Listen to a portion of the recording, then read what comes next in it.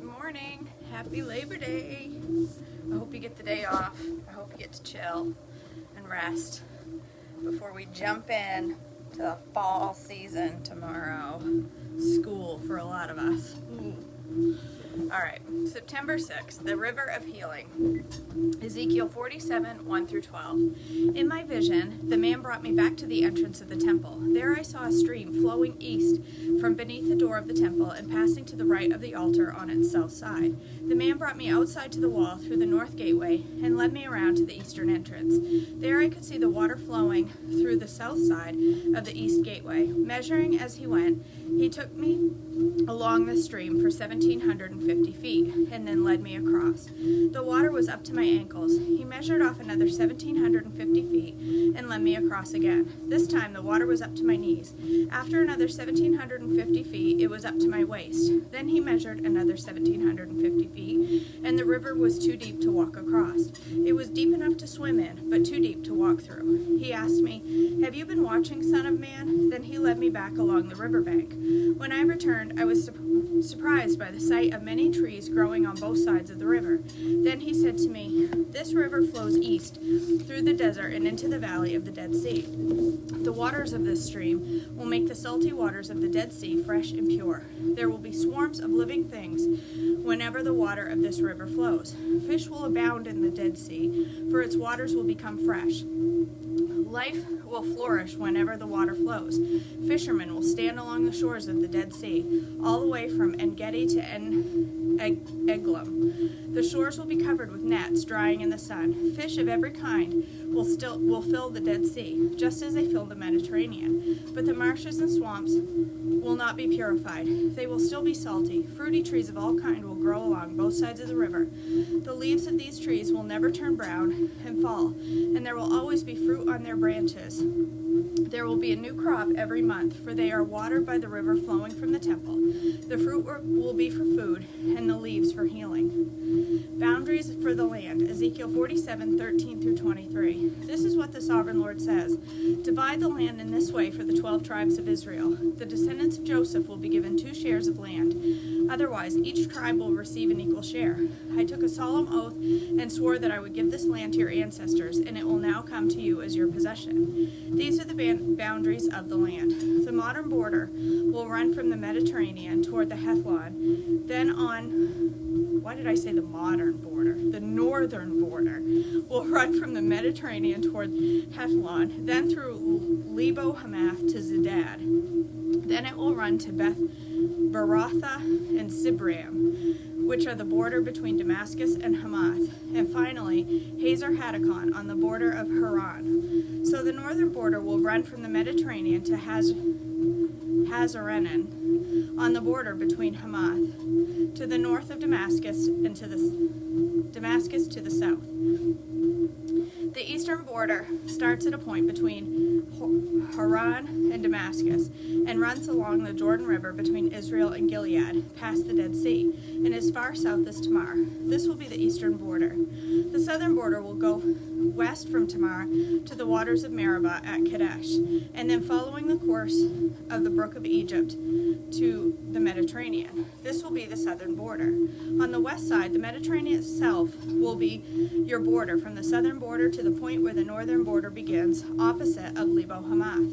Divide the land within these boundaries among the tribes of Israel. Distribute the land as an allotment for yourselves and for the foreigners who have joined you and are raising their families among you. They will be like native-born Israelites to you and will receive an allotment among the tribes. These foreigners are to be given land within the territory of the tribe with whom they now live. I, the Sovereign Lord, have spoken." Division of the land, Ezekiel 48, 1 through 29. Here is the list of the tribes of Israel and the territory each is to receive. The territory of Dan is in the extreme north. Its boundary line follows the Hethlon road to Lebo Hamath and then runs to Hazar Enan on the border of Damascus, with Hamath to the north. Dan's territory extends all the way across the land of Israel from east to west. Asher's territory lies south of Dan's and also extends from east to west. Naphtali's land lies south of Asher's, also extending from east to west. Then comes Manasseh, south of Naphtali, and its territory also extends from east to west. South of Manasseh is Ephraim, and then Reuben, and then Judah, and all of whose boundaries extend from east to west. South of Judah is the land set aside for a special purpose. It will be 8 1/3 miles wide, and will extend as far east and west as the tribal territories within the temple, with the temple at the center. The area set aside for the Lord's temple will be 8 1/3 miles long and 6 2/3 miles wide. For the priest there will be a strip of land measuring 8 3 miles long by 3 1/3 miles wide, with the Lord's temple at the center. This is set aside for the ordained priests and the descendants of Zadok, who served me faithfully and did not go astray with the people of Israel and the rest of the Levites. It will be their special portion. When the land is distributed, the most sacred land of all, next to the priest's territory will lie the land where the other Levites will live. The land allotted to the Levites will be the same size and shape as that belonging to the priests, 8 1/3 miles long and 3 1/3 miles wide. Together, these portions of land will measure 8 1/3 mile long by 6 2/3 miles wide. None of this special land may ever be sold or traded or used by others, for it belongs to the Lord, and it is set apart as holy.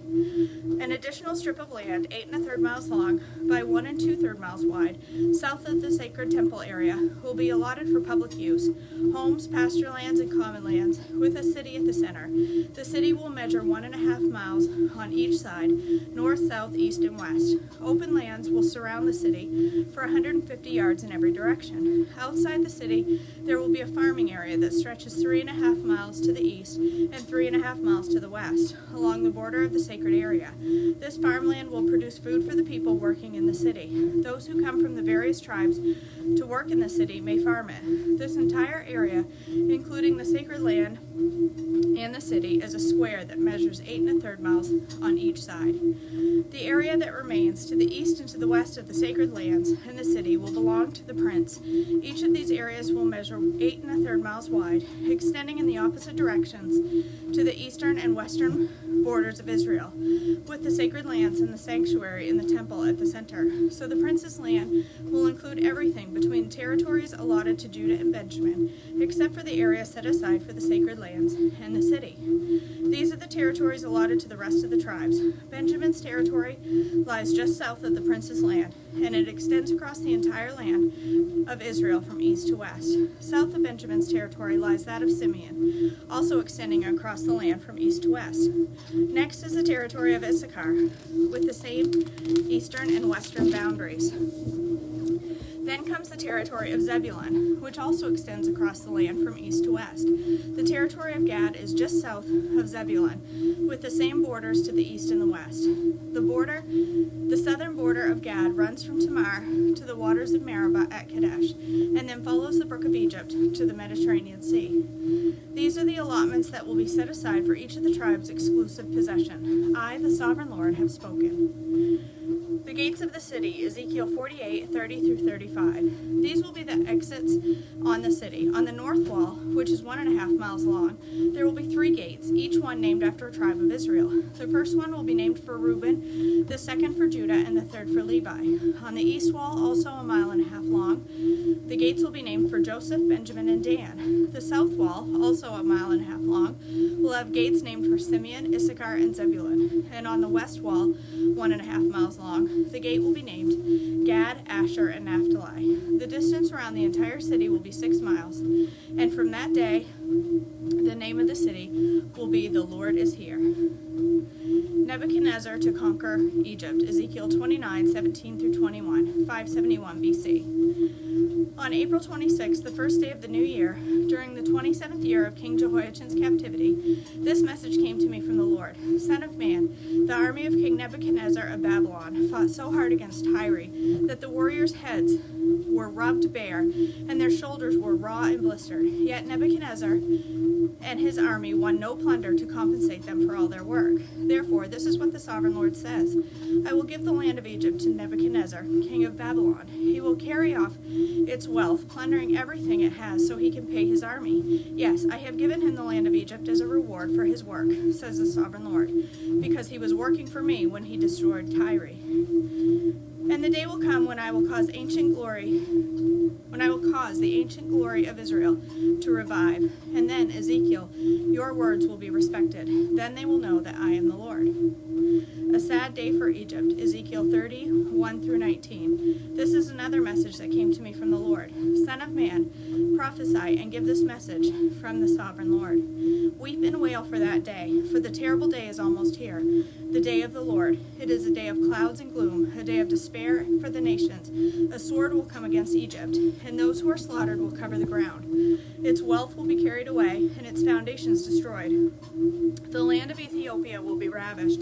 Ethiopia, Libya, Lydia, and Arabia, and all their other allies will be destroyed in that war. For this is what the Lord says: all of Egypt's allies will fall, and the pride of her power will end. From Migdol to Aswan, they will be slaughtered by the sword, says the sovereign Lord. Egypt will be desolate, surrounded by desolate nations, and its cities will be in ruins, surrounded by other ruined cities. And the people of Egypt will know that I am the Lord, when I have set Egypt on fire and destroyed all their allies. At that time I will send swift messengers in ships to terrify the complacent Ethiopians. Great panic will come upon them on that day of Egypt's certain destruction. Watch for it, it is sure to come. For this is what the sovereign Lord says: by the power of King Nebuchadnezzar of Babylon, I will destroy the hordes of Egypt. He and his armies, the most ruthless of all, will be sent to demolish the land. They will make war against Egypt, until slaughtered Egyptians cover the ground. I will dry up the Nile River and sell the land to wicked men. I will destroy the land of Egypt and everything in it. By the hands of foreigners, I, the Lord, have spoken. This is what the sovereign Lord says: I will smash the idols of Egypt and the images of Memphis. There will be no rulers left in Egypt. Terror will sweep the land. I will destroy southern Egypt.